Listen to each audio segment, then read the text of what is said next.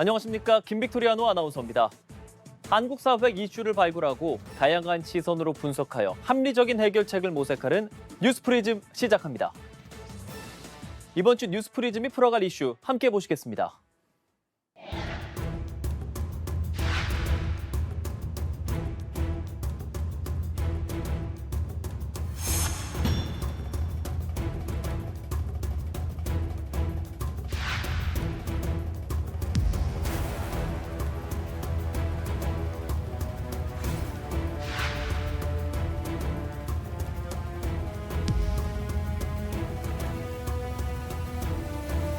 관세 효과도 일부 있겠지만 그거보다는 글로벌 제조업이나 건설경기 부진에 따라서 철강 수요가 좀 감소한 그 영향이 일단 커 보이고요.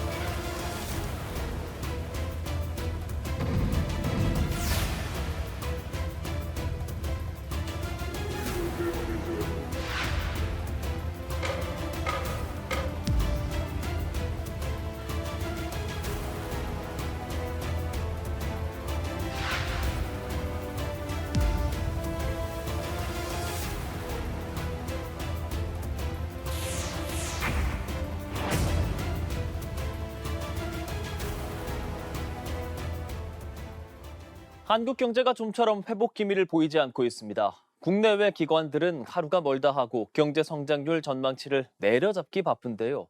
경기 불황을 벗어날 수 있는 돌파구가 있는 걸까요? 김수빈 기자가 알아봤습니다. 우리나라 1분기 경제 성장률은 마이너스 0.2%. 3분기 만에 역성장을 면치 못했습니다. 본격적인 관세 정책 여파가 반영되기도 전부터 성장률이 부진한 모습입니다. 무역 전쟁 등 대내외적 불확실성이 이어지면서 올해 연간 성장률에도 비상이 걸렸습니다. 한국 경제를 바라보는 국내외 기관들의 시각은 상당히 보수적입니다. IMF는 올해 한국 경제 성장률을 2%에서 1%까지 반토막 냈고, 시티은행과 JP모건은 각각 0.6%, 0.5%까지 내려잡았습니다. 한국은행도 이달 수정 전망을 통해 당초 예상치인 1.5%를 큰 폭으로 조정할 가능성이 제기됩니다. 가장 큰 원인은 미국 관세 정책의 불확실성입니다. 한국경제인협회는 상호관세 조치가 본격화될 경우 한국 기업의 내년 매출액은 평균 4% 수준으로 떨어질 것으로 전망하기도 했습니다. IMF 같은 경우도 예전에는 베이스라인, 그러니까 하나 단일 성장률만 제시하다가 지금 그 보조까지 약간 이제 냈다는 얘기는 그만큼 전망하기가 되게 어렵다는 걸 반증하는 거고, 관세 정책 관련해서 향후에 이제 진행 상황에 따라 확 달라질 수 있는 거고. 2분기만 놓고 보면 경제는 민간 소비를 중심으로 소폭 개선될 가능성은 있습니다. 기준금리 인하 효과가 점진적으로 반영될 수 있기 때문입니다. 하지만 성장의 큰 축을 담당하는 수출의 증가세가 위축되고 있는 데다 투자 등 내수는 계속 내리막길을 걷고 있습니다. 전문가들은 추가적인 금리 인하와 기업들에 대한 투자 보조로 저성장 고착화를 막아야 한다고 입을 모읍니다. 특히 지금과 같은 관세 갈등 상황 속에서 중국을 이탈하는 다국적 기업들의 생산 기지를 적극 유치해야 한다는 조언입니다. 그래서 외국의 다국적 기업들의 생산기지 유치를 위한 세액 공제라든지 보조금 혜택 이런 쪽으로 정부 지출을 늘리는 것이 장기적으로 일자리도 창출하고 그다음에 잠재 성장률을 늘리는 데 도움이 될 수 있다. 한미 관세 협상과 미중 무역 갈등 전개를 쉽게 예단할 수 없는 상황. 불확실성이 거치기 전까지 우리 경제에 대한 암울한 전망은 이어질 것으로 보입니다. 연합뉴스TV 김수빈입니다. 역성장을 나타낸 1분기 내수는 모든 부문에서 부진한 걸로 나타났습니다. 민간 소비가 줄어들었고 기업들의 투자도 위축됐는데요. 그 결과 우리 경제 근간이라 할 수 있는 자영업자가 위기에 몰리고 있고 고용시장에는 한파가 불고 있습니다. 소득이 없는 취약계층의 사회적 안전망이 필요하다는 지적도 나옵니다. 이어서 배윤주 기자입니다. 손님들로 북적여야 할 점심시간, 식당가가 한산합니다. 가게 지갑이 닫히는 걸 체감한 식당들은 파격 세일 현수막을 내걸었습니다. 장사가 잘 될 때 피크타임 아르바이트생을 따로 고용했던 한 업주는 올 들어 10% 넘게 줄어든 매출에 오히려 직원을 줄여야 하나 걱정입니다. 작년보다는 올해가 좀 더 힘든 것 같아요. 오시던 분들이 좀 덜 오시는 것 같아요.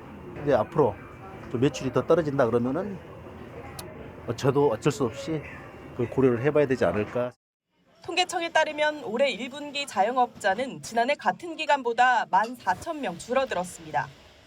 이 가운데서도 고용원이 있는 자영업자는 2만 5천 명가량 줄어들었고 고용원이 없는 자영업자는 반대로 늘어나면서 인건비 부담에 폐업하거나 나홀로 사장님으로 돌아선 경우가 많아진 걸로 나타났습니다. 역성장이 여파에 고용시장에도 경고등이 켜졌습니다. 서울의 한 지자체가 개최한 채용박람회, 채용개시대 앞이 공고문을 살피는 구직자들로 붐빕니다.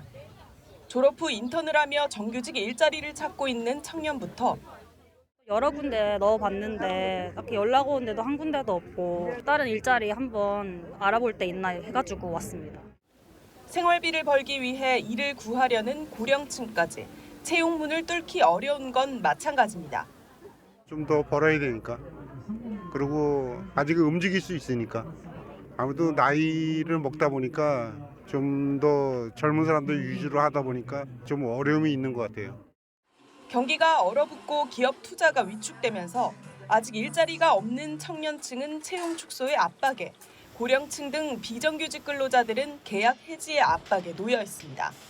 한국경영자총협회의 발표에 따르면 신규 채용을 나타내는 근속 3개월 미만 임금 근로자 수는 2023년 1분기부터 지난해 4분기까지 7분기 연속 감소했습니다. 반면에 해고나 구조조정, 폐업 등으로 인한 비자발적 실직자가 지난해 137만 3천 명에 달했는데 코로나19 확산기인 2020년 이후 4년 만에 증가세로 전환한 겁니다. 전문가들은 신규 투자가 위축되고 고용 둔화가 장기화하는 역성장 시기 소득이 없는 취약계층을 위해 맞춤형 지원이 필요하다고 조언합니다. 실업이 된 상태이기 때문에 그걸 견딜 수 있는 소득 보전, 즉 국민기초생활보장제도 같은 경우 강화되는데 정부는 거기다 예산을 또 많이 넣어서 지금보다도 좀 많이 좀 받을 수 있게 해줘서 견딜 수 있도록 해주는 게 지금 가장 정부의 시급한 거고요. 이와 함께 새로운 성장 산업의 발굴과 기술 혁신 등 산업 구조 개혁에 대한 정부 차원의 장기적인 대책도 필요하다고 지적합니다. 연합뉴스TV 배윤주입니다. 한국은행이 발표한 올해 1분기 우리나라 주요 경제 성장률 살펴보겠습니다. 경제의 양축인 수출과 내수, 즉 민간 소비 모두 감소했습니다. 민간 소비는 전기 대비 0.1% 감소하며 3분기 만에 역성장했는데요. 이는 야외 여가 활동을 줄인 건 물론이고 병원마저 적게 간 걸로 해석됩니다. 투자도 대체로 부진합니다. 건설은 건물 중심으로 3.2% 줄면서 4분기째 감소세를 지속했고요. 설비 투자도 3분기 만에 반도체 장비 투자 등 기계류 투자가 감소하면서 2.1% 위축됐습니다. 기초체력 저하에다 정치 불확실성, 미 관세 등 국내외 충격까지 겹치면서 한국 경제가 기로에 서 있습니다. 이 위기를 직시하지 못하고 머뭇거린다면 우리는 잃어버린 10년이 아닌 잃어버린 세대를 맞이하게 될지도 모른다는 전문가들의 우려 섞인 목소리가 나오고 있습니다. 이렇게 한국 경제 신음이 깊어지며 정치권의 역할이 어느 때보다 중요해지고 있습니다. 조기 대선 국면에 맞아 저마다 정책을 내놓고는 있지만 극단적 분열 속에 실질적인 대책 마련은 요원하다는 비판이 잇따릅니다. 정다혜 기자의 보도입니다. 자유 헌정 질서를 지키기 위해 비상계엄을 선포합니다. 지난해 12월 시작된 비상계엄 사태는 국내 경제에도 커다란 타격을 입혔습니다. 한국개발연구원 KDI에 따르면 소비자 심리지수는 계엄 한 달 만에 12.3포인트 급락했습니다. 2016년 박근혜 전 대통령 탄핵 정국 때 3개월에 걸쳐 9.4포인트 떨어진 것과 비교해 속도도 빠르고 낙폭도 컸습니다. 대외 경제 불안과 맞물려 정치적 불확실성이 경제 심리 위축과 투자 지연을 심화시키고 있다는 지적입니다. 정치권은 한 목소리로 경제 위기 극복을 외치면서도 어려운 경제 상황을 서로의 탓으로 돌리는 모양새입니다. 지난 3년간 우리는 민생 파탄, 경제 폭망, 공정과 상식의 실종 속에 지내야 했습니다. 대통령 한 명 잘못 뽑았을 뿐인데 그 대가는 정말 혹독했습니다. 중국 기업들은 3교대 24시간 연구체제까지 불사한다고 합니다. 그런데 우리 대한민국 기업들만 민주당이 만든 획일적인 주 52시간 규제에 묶여 뛰지 못하고 있습니다.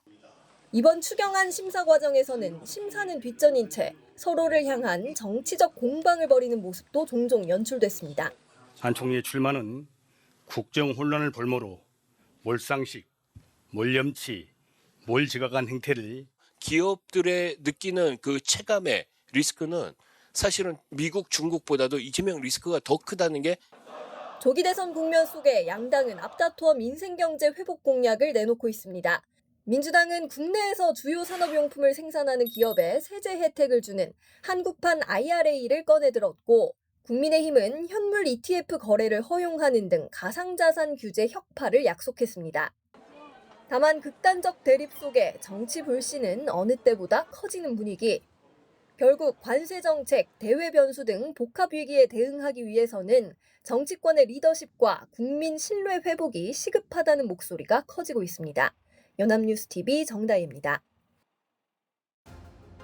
오늘 뉴스프리즘이 준비한 소식은 여기까지입니다. 시청해주신 여러분 고맙습니다.